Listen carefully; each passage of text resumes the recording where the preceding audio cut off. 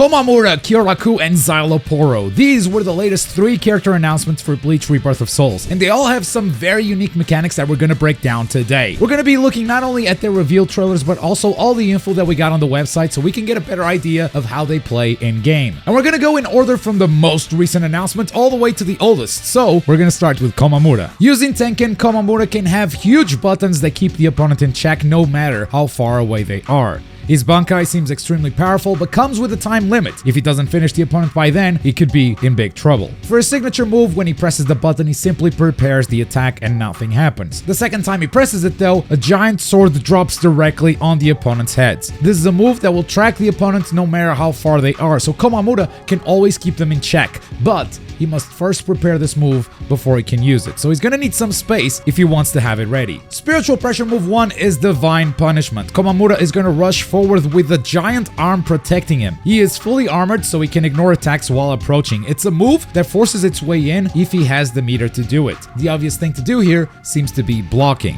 but you gotta be careful if blocking is all you do because of his second Spiritual Pressure move, Imperial Authority. He swings down his huge sword in an attack that is unblockable. It is quite slow, so if you can react to it, make sure to dodge out of the way. And then for his awakening, Komamura releases Bankai and becomes one with the giant. This is a form with overwhelming power, the second giant awakening that we have in the game so far. But much like Rangy's, this one also comes with a time limit. If you deplete Komamura's health or enough time passes, he will revert back to normal. But even worse, he will lose all his actions using Tenken. Now, the way they wrote this text right here, I interpret that he's gonna lose his signature move as well as his Tenken actions, meaning his Spiritual Pressure moves. That means he's gonna become a very basic character after losing his awakening, but it could be that he just loses his signature move and nothing else. The way these moves are written is still broken enough that I don't know. We have to interpret it.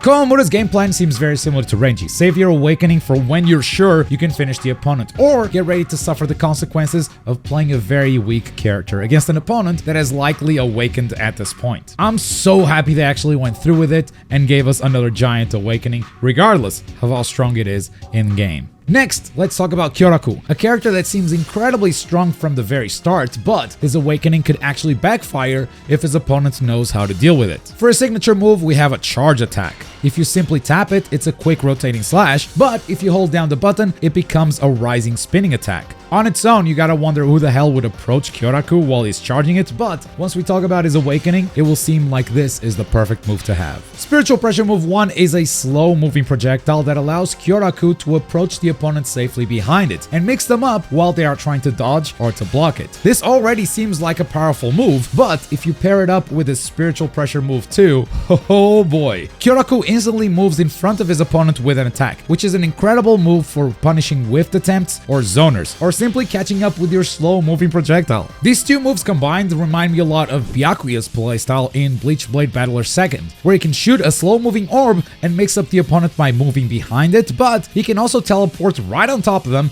making them deal with both things at once. And this is the kind of stuff that I cannot wait to see players figure out this Saturday during the biggest Blade Battler 2nd tournament ever. 36 players, each one of them has been practicing and perfecting their one character, so you're gonna see all of them in action. Komamura, by the way, also has the giant awakening in this game. He gets his Bankai to follow him around while he can act independently. Kyoraku also has a teleporting move in this game, and he can also shoot a tornado in this one. In fact, many of the moveset ideas in Rebirth of Souls remind me of the movesets in this game. Blade Battlers is a gem that many people didn't know about, and that's why I'm throwing this tournament on January 25 on Twitch. Make sure you guys don't miss it. But Blade Battlers didn't go as far as creating the children's games, and that's something that Rebirth of Souls is actually doing. Once Kyoraku awakens, children's games will start playing one after another, turning the whole battle into an assortment of minigames. And this is one of the reasons why I'm not doing weekly reactions anymore, because simply looking at Kyoraku's trailer, we did not know what the children's games meant. But now that we have the website info,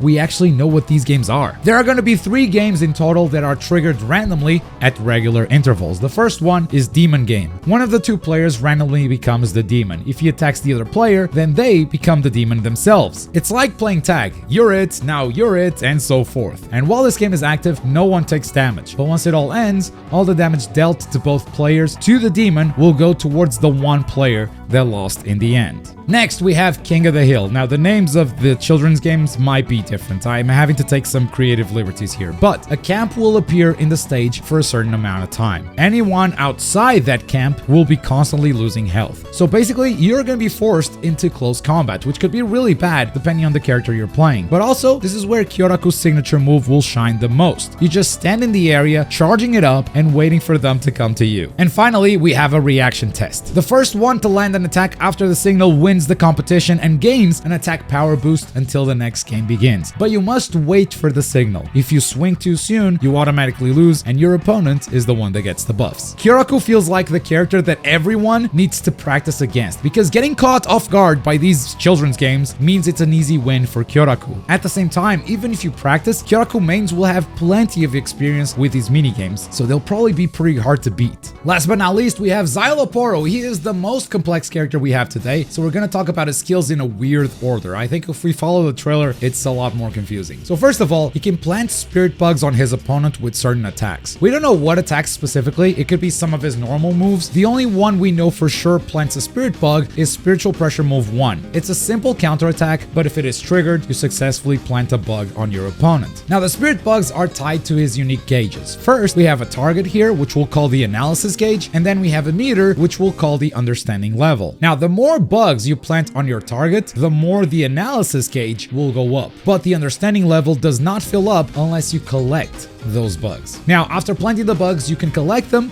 by using his signature move. This is what fills up the understanding level, and it fills up if you collect more bugs. So you can plant a bunch of them and then collect all of them at once. But also, the higher the analysis number is, the easier it will be to fill up your understanding. Now, I'm trying to deduce a lot by simply reading through Google Translate and watching this trailer. Apologies if this stuff isn't exactly like this when the game comes out, but this is how I'm interpreting his abilities right now to the best of what I can do. There is another way to increase his understanding, which is by landing his Spiritual Pressure Move 2. We don't have any footage of this move, but from the description, it's something that you simply activate to increase your understanding level. So basically, you spend some meter to increase your understanding. And how much it increases actually depends on how high your analysis is. So if that number is high, it could very much be worth spending that meter just to increase your understanding. And I think we've kind of covered all of his moves, and that's the good news. If you were able to follow so far, the rest should be easy. Because all that's left is knowing, why does he want to increase his understanding level? What does he get from this? Well, to cover that, we gotta talk about his awakening. As expected, he uses his Resurrection, completely transforming, but his special moves and analysis gauge seem to remain the same. Now, usually you take one more Konpaku when you awaken with any character, but Szayelaporro has RNG. He might take more than a single bonus soul from his opponent when he is awakened. And that RNG is all tied to the understanding level that we just talked about.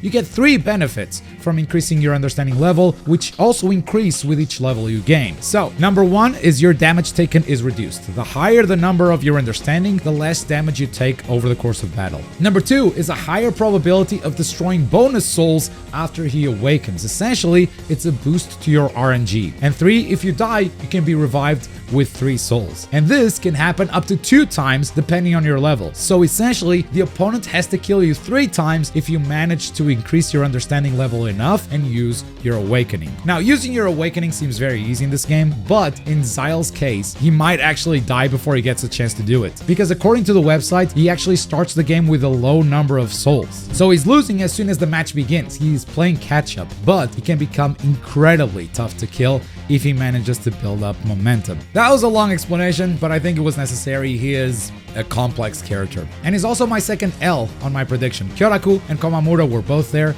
so we're gonna go ahead and confirm those. But Kira and Szayelaporro are so far my misses. This is what my prediction looks like at the moment. This video was a bit longer than I was expecting, but I still want to check in on your comments. If you want to be in the next video, go ahead and let me know what you think of these characters down below. But last time, you did not like my take on Shinji, so let's talk about it. I'm gonna take these 3 comments, which I feel summarize your feelings pretty well. They have a lot of thumbs up too, but basically they talk about, yeah, reverse controls on Shinji would be lore accurate, but it would be instantly broken. No one would want to fight it. You'd be crying for nerfs and changes, yada yada yada. I agree. I agree that in a fighting game, especially a 2D fighting game, it would be super hard to adjust. But in a 3D game where you're playing with a thumbstick, it is objectively not a problem. And every single person that has played Naruto Shinobi Striker knows this. That's a game where two characters already have abilities that reverse your controls, and simply reversing your controls was never enough. They always needed extra effects to make those abilities viable. I guarantee you it takes you less than a second to adjust with a thumbstick. I mean, it's basically you're moving forward, right? And as soon as you see your character going back, your brain just goes, oh, and you just flick the stick back immediately. It's almost like playing with inverted camera controls. It's not comfortable, but it's very doable. Like it's kind of a switching that happens in the brain. Again, I agree, if this was a 2D fighting game, trying to crouch block by jumping forward would completely break my brain. But a 3D game with thumbsticks specifically, not only would this not be broken, it would be weak as hell if it didn't come with any other effect, like maybe randomizing all of your face buttons. Now, would it be fun to play against? That's a different conversation. Maybe that's why they didn't go this route. Maybe they tested it and thought, nah, this just isn't fun to play against. But I do not agree that it would be broken, not for a second. I have ran into this too much in Shinobi Striker firsthand, so I will stand here and say, yes, you are all wrong. I don't care how many of you team up and say this, it would not be broken. And I'm sorry, but I say this from experience. From the 1000-Year Blood War announcement, Szayelaporro is a little disappointed that the Fullbringer arc isn't in the story. Hope we get Fullbringers. If you think about how much story they're already putting in this game, it's more than most anime games get. It's more than 300 episodes, minus filler. We're getting a lot of content out of this, and I think we should focus on what we're getting rather than what we're missing, because we are getting a lot. Now, because they're announcing 1000-Year Blood War characters for DLC, I get that it seems like we are skipping Fullbringer, but it's also only 4 characters from 1000-Year Blood War. I think we could hardly call that covering the arc. If this game does well, I bet we're getting Fullbringer and 1000-Year Blood War in a sequel, potentially even as a DLC story. I could see them making like a Rebirth of Souls 1.5 patch or 1.5 expansion and just do Fullbringer there. I did have someone on stream say they might be doing 1000-Year Blood War DLC already, so they can start making characters for a sequel, and that sounded like a good idea to me. But that's gonna do it for today. If you don't know what I'm talking about regarding this 1000-Year Blood War stuff, check out this video right here. Thanks for watching. Bye.